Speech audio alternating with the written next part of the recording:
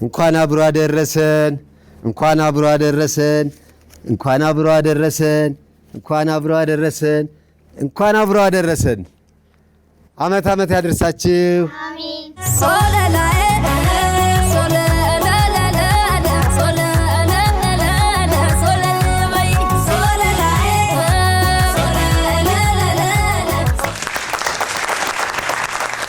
ሰላም ሰላም ሰላም ጤና ይስጥልን የተወደዳችሁ የአራዳ ቅዳሜ ተመልካቾቻችን እንዴት ናችሁ እንዴት ከረማችሁ ሰላም ለእናንተ ይሁን ብለናል እንግዲህ አራዳ ቅዳሜ መዝናኛ ፕሮግራማችን ዛሬም በተለመደው ሰዓቱን ጠብቆ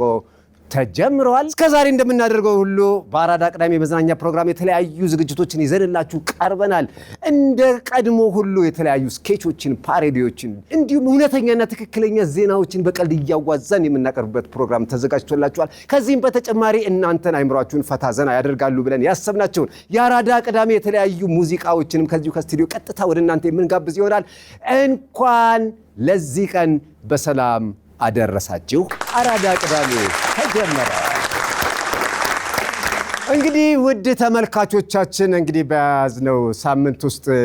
የተለያዩ በዓላቶችን እያስተናገድን ነው ከነዚህ መካከል የመጀመሪያውን ቅድሚያ የሚወስደው የቡሄ በዓልን አሳልፈናል ቡሄ በደመቀ ሁኔታ በአገራችን ሲከበር ነበረ ቡሄን ስናስብ አንድ ትዝ ያለኝ ነገር አለ ድሮ ልጆች ሆነን ቡሄ ስንጨፍር በተለያየ መልኩ በዓሉን እናከብር ነበረ ግማሹ ጅራፍ በማጮህ ሆያ ሆዬ በማለት ነበር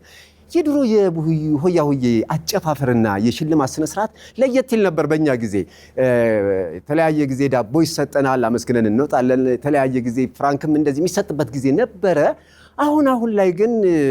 ዳቦ ነገር በጣም እየቀረ መምጣት ጀምሯል ፍራንኩም ራሱ ሲሰጣቸው በቴሌ ብር ሆኗል ይህንን ያያችሁ ሰዎች ሐሳብ አስተያየታችሁን ኮሜንት ላይ ጻፉልን እናስተናግዳለን ዛሬ እንግዲህ ለመላው የኦርቶዶክስ እምነት ተከታይ ለሆናችሁ በሙሉ ቀኑ የፍልሰታ ወይም የጾም መፍቻ ቀን ነው እንኳን ለዚህ በዓል በሰላም አደረሳችሁ እንላለን አራዳ ቅዳሜዎች ከዚህ ጋር አያይዘን ደግሞ ዛሬም በተመሳሳይ የሚከበር አንድ በዓል አለን አሸንድዬ ሻደይ ሶለን ትልቅ በዓል ነው አሸንድዬ ማለት ስለዚህ እኛም አራዳ ቅዳሜዎች ከዚህ ሆነን ሁለቱን ታላላቅ በዓላቶች በተለይ የጾም ፍልሰታውና የአሸንድዬን በዓል የተመለከቱ የተለያዩ ነገሮችን ለእናንተ እናደርሳለን እንኳን ለነዚህ በዓላቶች አሁንም በድጋሚ በሰላም አደረሳችሁ አራዳ ቅዳሜ ጀመረ